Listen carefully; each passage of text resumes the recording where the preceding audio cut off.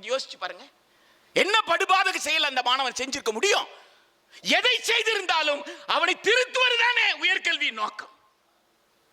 யோசித்து பாருங்க. அதுக்கு பேர் தானே சப்போர்ட் சிஸ்டம். இதெல்லாம் பிராக்டிகல் டிஃபிகல்டிஸ். இது எங்க நான் போய் மெய்யியல்ல தேடுறது? யோசிச்சு பாருங்க நண்பர்களே. இந்த பிராக்டிகல் டிஃபிகல்டிஸ் ஆளும் வர்க்கம் நமக்கு எதுக்காக கொடுக்குதுன்னா, பிலாசபியை பத்தி நீ பேசாதேன்னு சொல்றதுக்காக கொடுக்குது.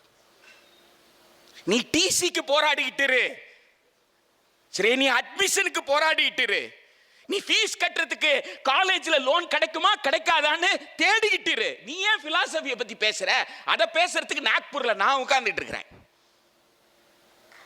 அதுக்காகவே நான் பிறவி எடுத்திருக்கிறேன். நான் சொல்வது தத்துவமே தவிர என் தத்துவத்தை விசாரிக்கிற திராணி திறமை உனக்கு இல்ல. அந்த தத்துவத்தை விசாரித்ததால் தான்